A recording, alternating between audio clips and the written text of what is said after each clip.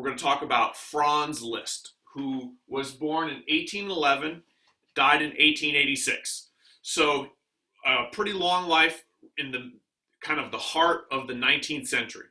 So he's born in Hungary, and his father is an official working for Prince Esterházy. And hopefully, for those of you who are remembering your music history, you'll know that we've heard the name Esterházy. Esterházy was the prince who was the patron for Franz Joseph Haydn. So Haydn would work at his castle, would compose, and that was the main patron. So Franz Liszt's father worked for the prince, and so they're situated in Hungary, a bit outside of Austria and Vienna, which is the nearest big city. So he ends up going to Vienna to study, because that's where many of the great teachers and a lot of the great music is happening. Vienna is a major city, major cultural center. So while he's there, Franz, at a young age, is studying piano with Carl Czerny. And for those of you who study piano, even today, Czerny's étude books and studies are still used by pianists today. So he was an influential piano teacher whose methodologies and books are still used up until today, which is kind of interesting. He also studies with Antonio Salieri. He's studying theory and counterpoint. The name Salieri should also be familiar to you. He was the composer that's often talked about in connection with Wolfgang Amadeus Mozart as being the composer that was, according to legend, somewhat jealous, though that might have been overinflated. But he was a composer from that earlier generation, and Franz Liszt studied with him as well. It's interesting to note that when we're talking about what people are studying, so you're an up-and-coming musician, what do you study back in the day? Well, you're studying your instrument, in this case piano, and you're studying theory, which many of you are doing as well, and you're studying counterpoint. And it's interesting that theory and counterpoint are somewhat considered separate things to study. So the counterpoint aspect is really dealing more with the music of Palestrina and multiple melodies and how they come together. And the theory is dealing more with the chordal harmonic, how a chord moves to another chord. But both of these aspects of music were considered important. And he's studying it at a very young age. Unlike many of you who may have only been exposed to music theory at the age of 17 or 18. Most up-and-coming musicians, it was considered normal for you to get that music theory, counterpoint, to understand that right along with learning your instrument. So by the time Liszt is 11 years old, he's ready to go. And he has his first public concert. So we're talking 1822, at the age of 11, he's doing public concerts. And it's really the beginning of his career as a performer. And he was a virtuoso.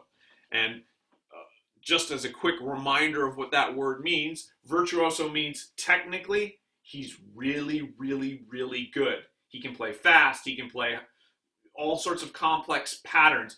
The coordination of everything he needs is top notch.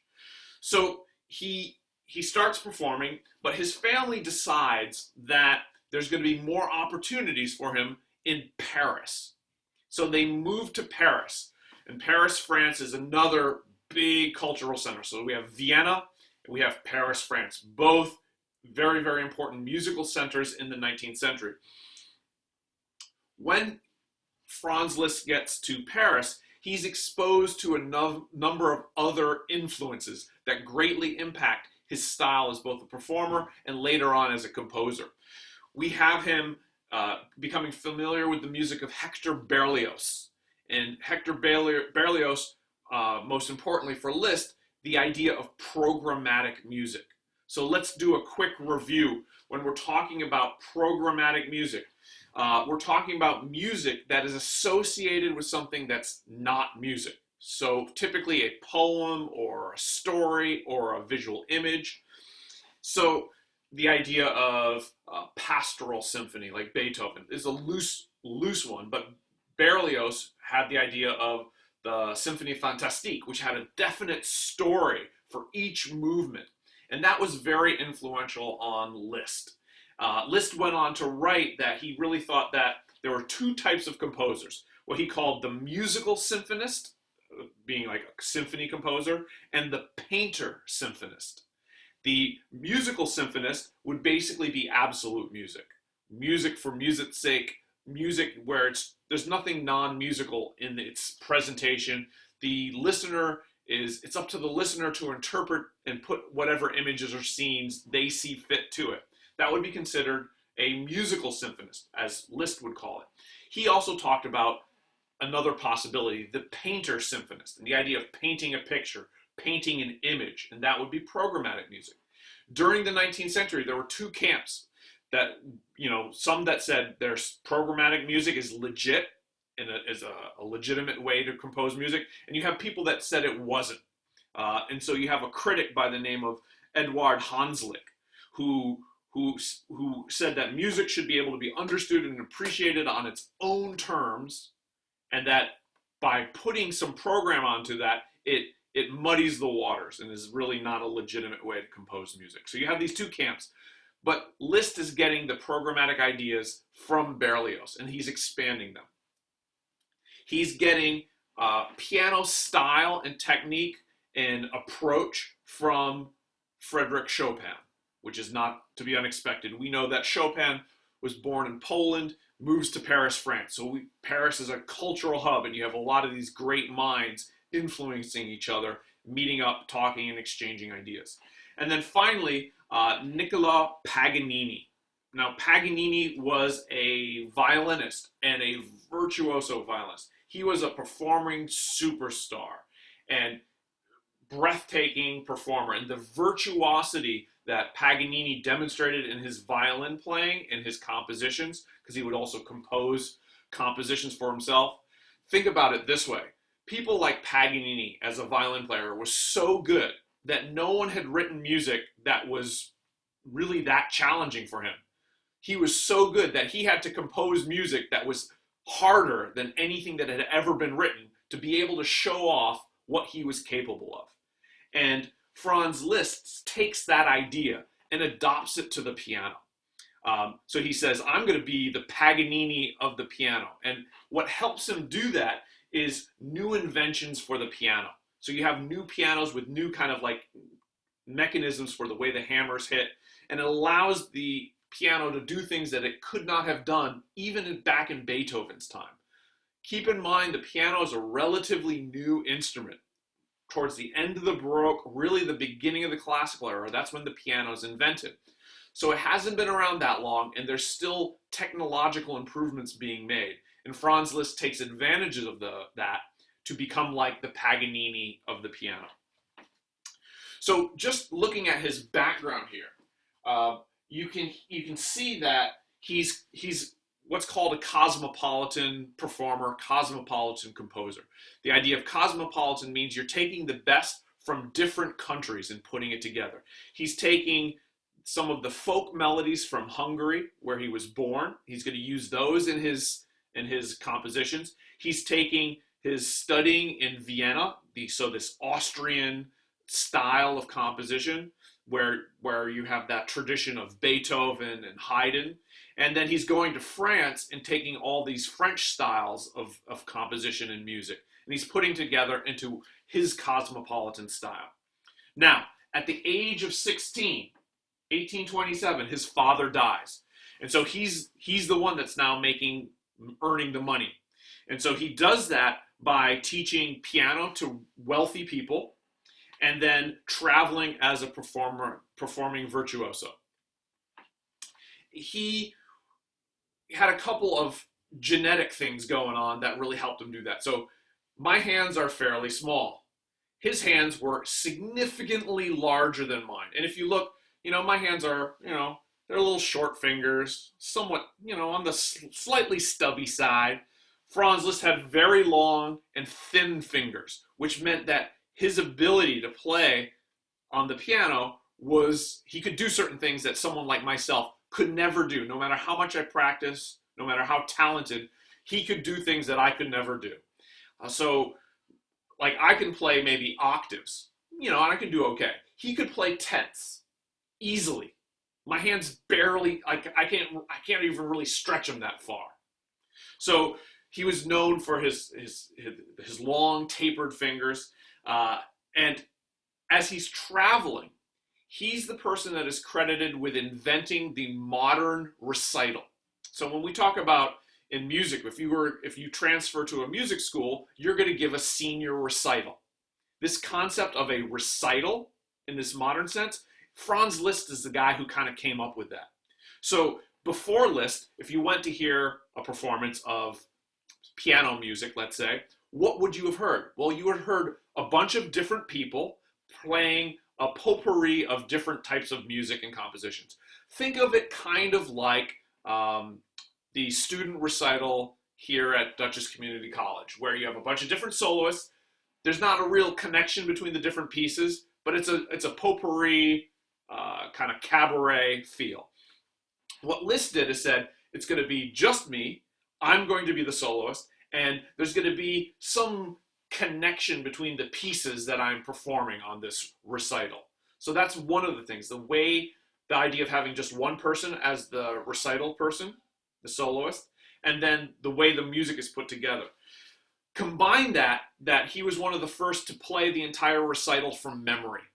And so pianists today are expected to play their recitals from memory. For those of you who don't like that, you should go blame Franz Liszt. He's the one that started that. He's also the one that insisted that the audience be quiet while he was playing. Music in these recitals was sometimes almost kind of like somewhere in between background music and a concert. So it wouldn't be uncommon for people to be talking while the recital was happening. Liszt was like, no, no, no, no, listen to me. Not only did he kind of insist on that, he played in a way that made people want to listen to him. He also was the person who turned the piano to the side so that you could see the hands. That's a little bit of showmanship was going on here. And so this whole idea of the modern piano recital and Liszt being a performing superstar traveling throughout Europe, he's one of the first. So on your listening list, we have a piece that I want you to listen to, and we don't have the time to do it here, so you have to listen to it. And I put it here. He wrote 3 études, right here, the 3 études for a concert. Number 3 on sospiro. And I want you to listen to that one, and as you're listening to it, listen for the slow lyrical melody that's being played. Listen to the rapid chord arpeggios that are being played, and the bass line. And if you listen to it, it's like you have a bass, you have a melody, and you have chords. The way it's written and the way it sounds as if Liszt has 3 hands. And that's one of the things that's so technically amazing about it. But by use of the pedal, and then he does a lot of crossing hands to be able to do and execute this. And an étude means like technical study, something that Chopin made pretty famous. But Liszt continues that. So please listen to that example and check that out. So at the age of 37, and we're in 1848, at the height of his career as a performer, he decides to kind of retire from being a performer. I'm not exactly sure what the reasons are, but he did get a really nice job. He got a job, and that's probably the reason, he got a job as being the court music director at Weimar. And Weimar was a city in Germany. Weimar is not as big as a musical center as others, but it was a big major city. And he was in charge of music at the court. So we're talking about the nobility. He's playing for the aristocracy and providing music for them. And so he stops being a performer and dedicates his time to composing a lot. And he's composed already. He was composing piano music, but he spends a lot of time and shifts a lot of his focus to being a composer when he gets the job at Weimar. He also becomes a very important conductor, and he's conducting a lot of music, and he continues to teach. So his music for piano, and this is something that's really interesting, a lot of Liszt's piano music is arrangements. So he would take a Franz Schubert song and arrange it just for piano. And he would perform that for people. He would take a Beethoven symphony or a Berlioz symphony and do a piano version of it. Like, that's kind of mind-boggling if you think about it. An entire symphony played on the piano. But that's what Liszt would do. He would then take Bach organ fugues, you know, and think about it. Organ fugues are, it's not just, oh, you just play it on the piano, right? Keep in mind that organ fugues use the feet. So Liszt has to figure out a way to not only play the two hands that the organ player would be doing, but also incorporate all the foot pedal stuff that the organ player would be playing. So he does arrangements of that. He does arrangements of Wagner opera excerpts. And then he does all these fantasies and variations on operatic arias. Now, what's interesting about this is if people wanted to hear this music, how do you get to hear this music? Nowadays, Spotify, YouTube, great. But back in the day, if you weren't in Germany, good luck hearing a Wagner opera. But what Liszt did by making his arrangements and transcriptions for piano and then traveling around Europe and performing this music, he allowed people to hear this music that would not have been able to hear it otherwise. So before recordings, kind of like Liszt's arrangements and transcriptions were the way that people learned about new music without the expense of taking an entire opera company or entire symphony orchestra on the road. He did write original things, so some of his more famous pieces for piano are his Hungarian Rhapsodies. If you want to watch old 1970s Looney Tunes, you can see Bugs Bunny playing Hungarian Rhapsody on piano. It's rather humorous. Another important piece that Liszt wrote was his Sonata in B minor, and this was in 1853. So Liszt's important as a composer for the piano. He's also important as an orchestral composer, and he comes up with something called the symphonic poem. So what is a symphonic poem? So a symphonic poem is a programmatic piece of music, and we already mentioned how Liszt was all influenced by Berlioz and the programmatic idea. So it's a programmatic one movement work with contrasting sections that presents a number of themes that are then developed and transformed throughout the course of the piece. So one movement, that's really important, and programmatic, really important. That said, to a certain extent, it was almost like he took the four-movement sonata form that was made popular by Haydn and Mozart and Beethoven. He kind of went crunch into one giant movement that was programmatic. So it's still, his symphonic poems still have certain vestiges and remaining qualities of the four-movement symphony and sonata form. This is not, you know, Liszt was considered one of the more radical new composers, the more innovative composers of the Romantic era. But he thoroughly understood his history. He knew his theory, he knew his history. I mean, he's playing the music of Bach at the same time he's playing the music of Wagner. So the old and the new. And he's coming up with this new symphonic poem, but he knows what the four-movement symphony form is and how to use it and why it works. And he's kind of modifying it and condensing it into this one-movement programmatic composition. So that's important. He has a couple pieces that programmatic symphonic poems that he does. One's called Mazeppa. I'll just spell that. I think that's right. Let me just double check. Oh, one Z, just one Z. Mazeppa. And the other is one. And this one in Mazeppa was based on a poem by Victor Hugo. And Victor Hugo was a famous French writer. For all of you musical theater folks who love Les Miserables, he's the guy that came up with that story. Liszt also composes a piece that's not exactly a symphonic poem, but has elements of it. He calls it the Faust Symphony, and he dedicates that to Berlioz. He comes up with another thing, and I wrote it here on the board. It's called thematic transformation. this is not, there's, throughout music history, composers have really struggled and wrestled with how do you take a melody and how do you develop things? How do you introduce enough new things to keep the audience interested and enough repetition so that they don't get lost? And thematic transformation is what Liszt's technique was called. The idea of thematic transformation is that you have a theme that's transformed within the singular movement to reflect the different moods of the programmatic story. One of the things Liszt is known for is composing orchestral music in a very much Wagnerian, Richard Wagner spirit. So Wagner was known for opera.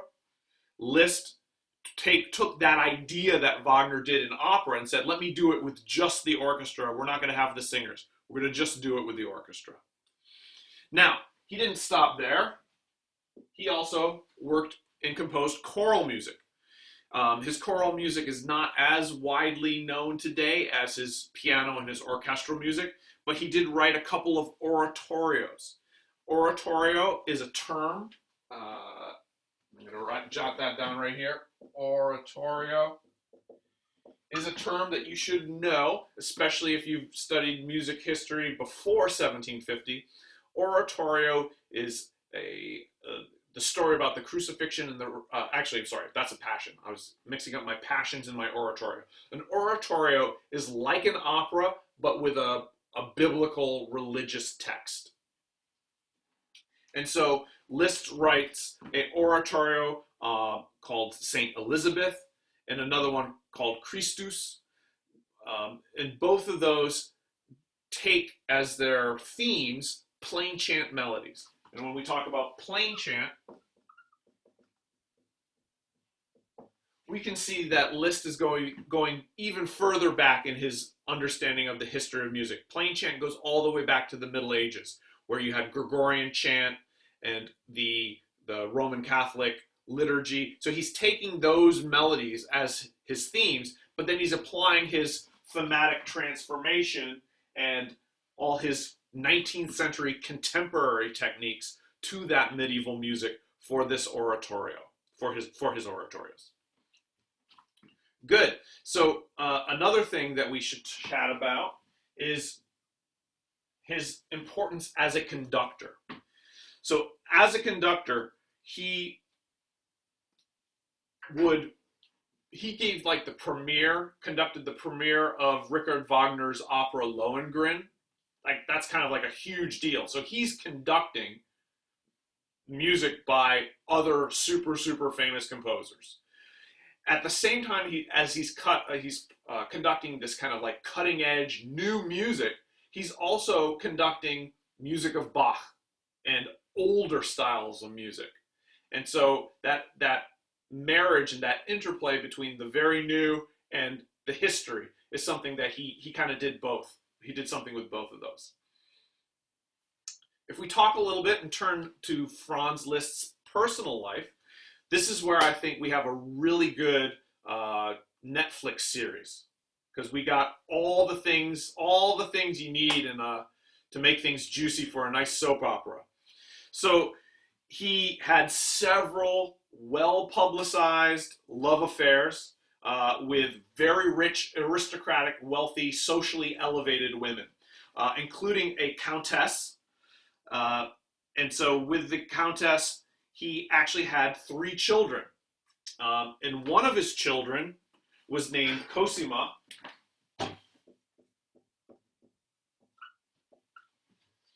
And his daughter Cosima, who was from Liszt and this countess, ends up marrying his good friend Richard Wagner, whose operas he conducts. How that went down has got to be an interesting story that you can investigate on your own. Now, just think about the life, right? He's at court. Lots of money, lots of rich, lots of parties. He's a superstar, and he had a whole like rock star performing career. He then's hanging out at court, having lots of affairs, and eventually decides in 1861, at the age of 50, it's time to like give up that lifestyle. So he goes to Rome and starts studying and actually ends up joining the Catholic clergy. So he doesn't make it, he's never like a cardinal or a bishop, but he's like a low-level Catholic, part of the Catholic clergy. And so he kind of gives up that lifestyle. In your textbook, it's called that lifestyle of pleasure.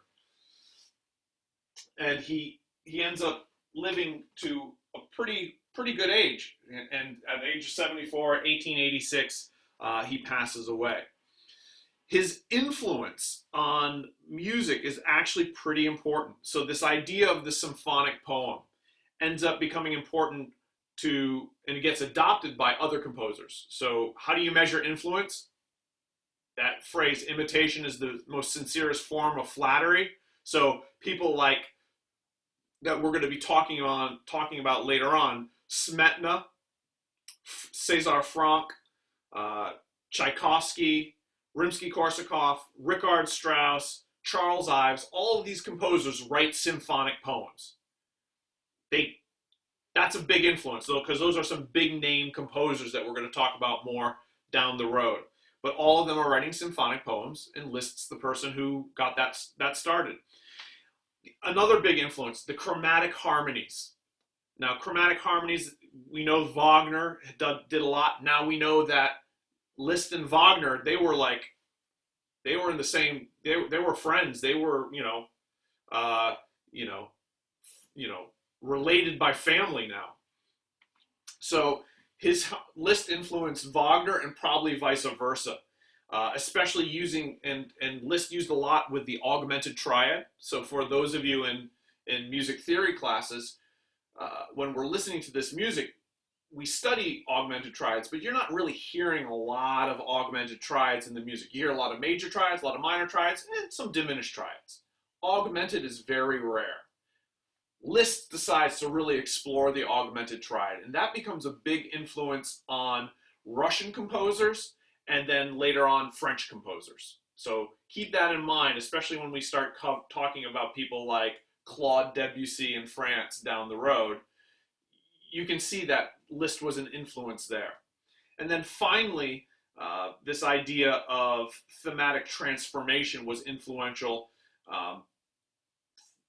both in people like Johannes Brahms to a certain extent, who's very much not a programmatic radical composer like Liszt, who's very, very more of an absolute music, but that idea of developing a theme and the way you develop that was influential in part on Brahms, but then definitely on early 20th century composers.